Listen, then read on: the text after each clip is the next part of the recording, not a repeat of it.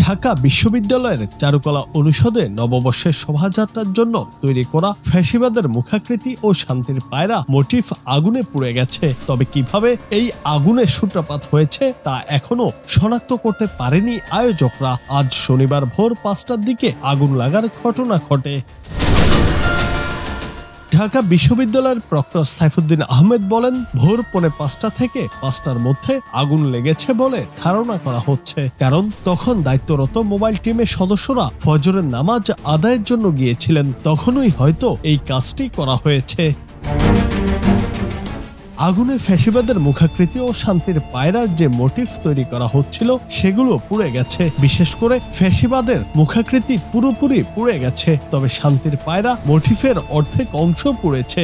কাপড় দিয়ে ঘেরা অংশটিরও একটি বড় অংশ পুড়ে ছাই হয়ে গেছে। আগুনের সূত্রপাত জানতে সিসি ক্যামেরার ফুটেজ চেক করার কার্যক্রম চলছে বলে জানা গেছে। গত জুলাই আগস্ট গণ অভ্যুত্থানের চেতনাকে সামনে রেখে এবার নববর্ষের প্রতিপাদ্য ঠিক করা হয়েছে। নববর্ষের ঐক্যতান ফ্যাসিবাদের অবসান।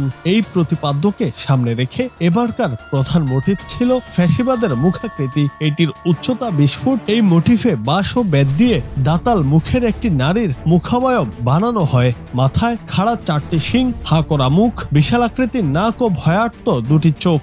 এটিকে ক্ষমতাচ্যুত প্রধানমন্ত্রী শেখ হাসিনার প্রতিকৃতি হিসেবে ধারণা করেছিলেন অনেকে। News desk, Bangla TV.